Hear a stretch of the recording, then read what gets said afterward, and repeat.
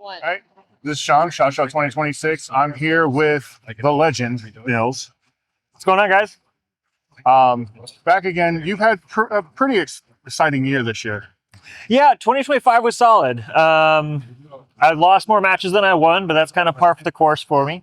I won a couple of big matches, though, like IDPA Nationals. I competed in SSP division with the Canik Prime.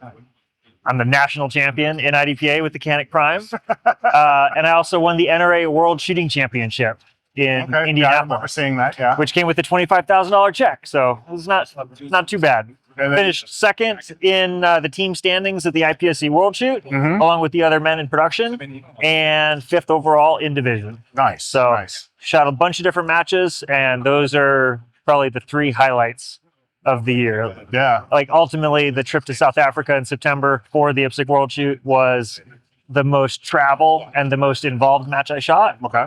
And I had a fantastic time in South Africa. Like I will go back to South Africa without a shooting match. I had that much fun. Nice, nice. Yeah, I kept up following videos from as many shooters as I could because I knew what was going on. It looked like it was a pretty crazy match. Yeah, it was a good time. We had a healthy dose of, caution given to us because there was, some potential security issues that we were going into as Americans. But if you just had your head on a swivel, were aware of your situation, there really wasn't anything to worry about. If you're not buried in your phone in the middle of the night, down some ghetto alley, right, you're fine. Yeah, situational awareness is something lost on people today. Sometimes. But no, I was keeping up, following a few other shooters. It was all the videos. Hold on. Give me 1 second. Oh, there we go. All right, there. No, much happier with this perspective. This is a whole new, nice.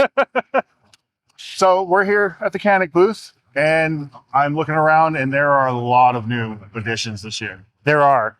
Like just so, Canik is imported by Century Arms in the United States, and Century has introduced probably the most new products this year that I can remember. So we have a bunch of new pistol offerings. So we have the Canik Prime Radian. So we partnered with them, and we have a sweet concealed carry package.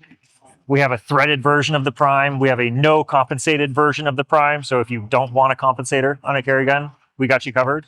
We also released a line of suppressors. We're doing variable power optics now for rifle scopes. We have a new line of red dots. We're coming out with an AR-15 line with the US Palm umbrella. So there's a lot of new exciting stuff coming out of Century Arms and Canik USA.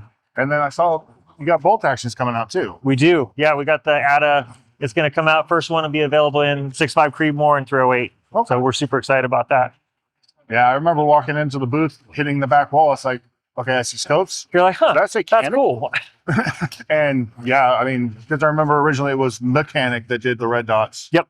And so it's good seeing Canik's name on Solo. We're doing a little bit of a rebrand. We're revamping it. We're improving the quality. For example, our new Onyx XL will eventually replace the Canik MO3, which is our current full-size competition-style red dot.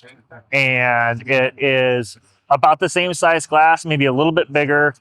The base is much more low profile, so you gain usable glass on the lower side. And then we also have, it's a side battery tray rather than a top mount. And we got rid of the cat ears that some people love, some people hate.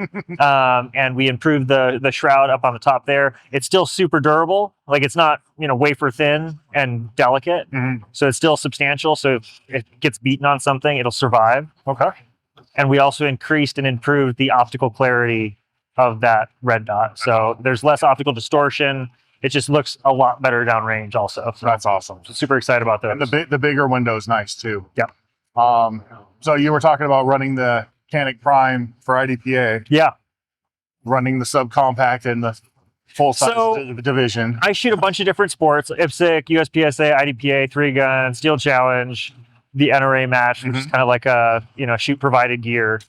And in IDPA, last year especially, I wanted to shoot a gun that I actually conceal carry. And I don't actually conceal carry a 42-ounce steel frame, 5-inch, 9mm, right? And I don't carry it here every single day, right? Like when I carry it, it's appendix in the front under a t-shirt.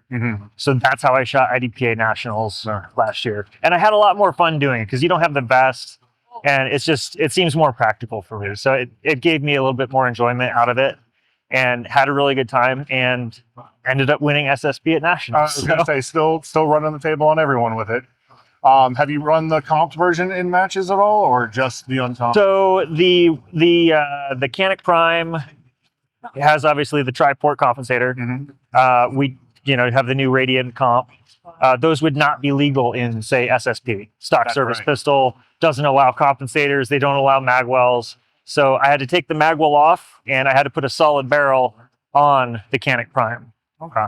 Which, coincidentally enough, we also just released a NC, or a non-compensated version of the Canik Prime. So we get a little bit more sight radius because we don't have to make room for that tri-port up front. So if you want a really awesome concealed carry pistol and you don't want ports, now we got you covered too. But yeah, SSP was pretty fun last year. And like I said, just shooting my actual carry gun at nationals was... Yeah, I mean, it gets to the heart of what the sport was supposed to be about, is your actual carry stuff instead of all the raced up fun things. Yep. Any fun plans for you this year? So next week I will be in Florida for, what is it? I think it's the Extreme Open at Gorka's Range in New Smyrna Beach. I'm also shooting the Florida State IDPA Championship that Sunday. I need to get out there and shoot that match. And then the week after that, I'll be in Puerto Rico for the Caribbean Open, and 2026 just keeps on rolling after that.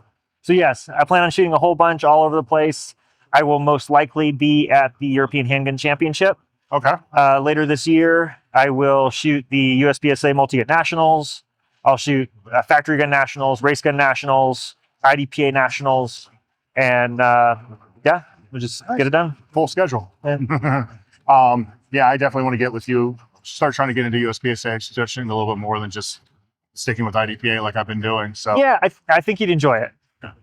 Yeah, it seems a little bit more like what I like to do. I found standing on the X and shooting is not fun, and I tend to do a little bit better when I have to move. So yeah, well, so that's one of the core fundamental differences of USPSA and IDPA. IDPA, like, you have exactly what you have to do from each position, a certain, like, a specified target engagement. You have to go from this position to this position, which is great, and it's a certain style, and it's a good thing to know how to do and be able to do.